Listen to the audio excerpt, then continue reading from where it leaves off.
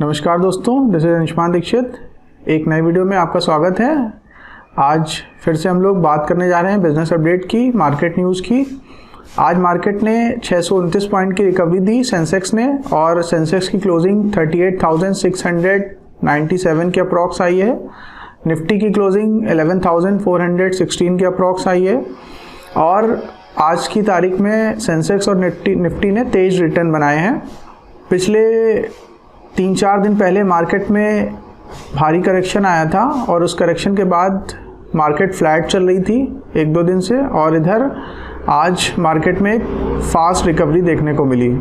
इस fast recovery का main कारण है, पहली बात कि मिनिस्ट्री ऑफ होम अफेयर्स ने अनलॉक 5 की कुछ गाइडलाइंस दी हैं।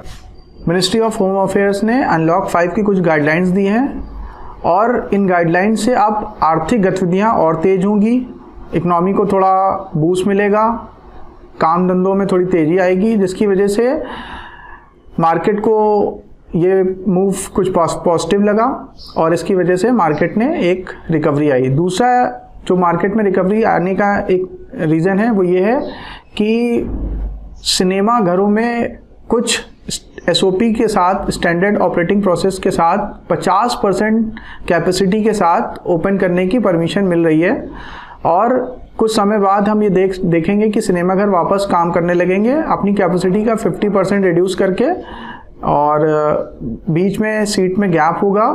और जिस तरह से इस समय यूनिवर्सिटीज़ में एग्ज़ाम हो रहे हैं, गैप के द्वारा बीच बीच में गैप रहता है सीटों में, उसी तरह से हम लोग सिनेमा घर भी ओपन होते हुए देख रहे हैं, और जिसमें टोटल कैपेसिटी के 50% के साथ वो मल्टीप्लेक्सेस ओपन कर सकते हैं। एक और अच्छी खबर थी इकॉनमी के लिए कि B2B एग्जीबिशंस को परमिशन मिल गई है, B2C नहीं, B2B एग्जीबिशंस को, क्योंकि B2B एग्जीबिशंस में बहुत भारी गैदरिंग नहीं होती है। जनरली दिल्ली में प्रगति मैदान और इस तरह के और जो बड़े मेट्रो सिटीज़ हैं वहाँ पे बड़ी बड़ी एग्जीबिशंस लगती हैं, लेकिन उस एग्जीबिशंस में जब B2C एग्जीबिशन होती है तो उसमें गैदरिंग बहुत ज़्यादा होती है, लेकिन जब B2B गैदरिंग होती है तो उसमें लोग लिमिटेड होते हैं, क्योंकि बिजनेस टू बिजनेस ही डील होती है। इसलिए ये इकनॉमी के लिए एक अच्छा मूव है, और साथ ही साथ इससे बहुत ज़्यादा गैदरिंग होने की भी पॉसिबिलिटी नहीं है, तो इसका भी मार्केट ने स्वागत किया। अगली बात ये कि ओवरऑल ग्लोबल इन्वायरमेंट में भी काफ़ी पॉजिटिविटी है।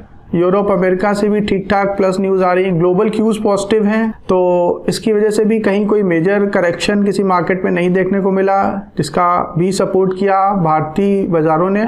साथ ही साथ भारतीय इकॉनमी में भी कुछ ग्रीन शूट्स दिखाई दे रहे हैं, वापस ग्रोथ वापस आ रही है, लोग रोजगार की तरफ वापस लौट रहे हैं, फैक्ट्रियों में प्रोडक्शन हो रहा है। अभी कल चाइना का डेटा आया, और चाइना में जो इस क्वार्टर की ग्रोथ है वो काफ़ी अच्छी थी।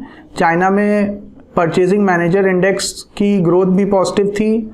इससे ये पता चल रहा है कि चाइना में प्रोडक्शन हो रहा है, प्रोडक्शन बढ़ रहा है, जो प्रोडक्शन हो रहा है उसकी डिमांड आ रही है, इसलिए सारे मैन्युफैक्चरिंग यूनिट्स ने अपने परचेज तेज कर दिए हैं। तो क्योंकि चाइना से भी पॉजिटिव न्यूज़ है और इंडियन इकॉनमी में भी कुछ ग्रीन शूट दिखाई दे रहे हैं, काफ़ी सारी आर्थिक गतिविधियाँ तेज हो रही हैं। और सबसे बड़ी फैक्टर मार्केट के लिए कि हमारे हिंदुस्तान की इकॉनमी में सबसे ज़्यादा कंजम्पशन होता है फेस्टिव सीज़न में, और भारत का सबसे बड़ा फेस्टिव सीज़न नवरात्र और दिवाली प्रपोज्ड हैं, आने वाले हैं। और ये एक बहुत बड़ा रीज़न है, क्योंकि साल के इस पर्टिकुलर महीने में, इस पर्टिकुलर क्वार्टर में उतनी परचेज होती है जितनी कि रेस्ट ऑफ पूरे ईयर में होती है। तो ये एक ऐसा मौका होगा जब शायद हमारी जो इकॉनमी है वो कोविड-19 के जो करेक्शन से, जो कोविड-19 के प्रॉब्लम को फेस कर रही थी, वापस उसमें कुछ ग्रोथ देखने को मिलेगी। तो इस क्वार्टर को, इस पर्टिकुलर मंथ को, कमिंग फेस्टिव सीजन को सारी एनालिस्ट और सारी कंपनियां बहुत उम्मीद की नज़रों से देख रही हैं। बहुत बड़ी बड़ी कंपनियों ने, ई कॉमर्स कंपनियों ने बहुत सारी सेल्स प्रपोज करके रखी हैं। अमेज़ॉन, फ्लिपकार्ट, दूसरी ई कॉमर्स कंपनियों ने और दूसरे बड़े बड़े स्टोर्स ने सेल्स के प्लान बना रखे हैं, और वो अपनी पूरी ताकत झोंकने वाले हैं इस फेस्टिव सीजन में अपनी ग्रोथ को बढ़ाने के लिए। और बहुत सारे ऐसे लोग जो काफ़ी लंबे समय से घर पे बैठे थे, उन्होंने कोई परचेज नहीं करी, अब वो वापस, क्योंकि सैलरीज रिलीज हो रही हैं, वापस एम्प्लॉयमेंट आ रहा है, लोग काम धंधा शुरू कर रहे हैं, बिजनेस दुकानें खुल रही हैं, बिजनेस स्टार्ट हो रहे हैं, तो उनके पास भी पैसा आ रहा है। और अब वो जिन्होंने 6 महीने से कोई बहुत बड़ी खरीदारी नहीं करी, अब वो अपनी सारी मन की भड़ास शायद फेस्टिव सीजन में निकालने वाले हैं। तो ये एक बहुत बड़ा रीजन होगा जिसकी वजह से आगे चल के हमें मार्केट में अच्छा रिकवरी और अच्छे रिटर्न्स बनते हुए नजर आ रहे हैं। साथ ही साथ कई सारे आईपीओस प्रपोज्ड हैं, कई सारे आईपीओ चल रहे हैं और उनको मार्केट से बहुत अच्छा रिस्पांस मिल रहा है। मझगांव डॉक का आईपीओ हो, चाहे वो यूटीआई एमसी का आईपीओ हो, चाहे वो एंजल ब्रोकिंग का आईपीओ हो, जितने भी आईपीओ आ रहे हैं सभी लगभग फुली सब्सक्राइब हो रहे हैं और कई गुना ज्यादा ओवर सब्सक्राइब भी हो रहे हैं। साथ ही साथ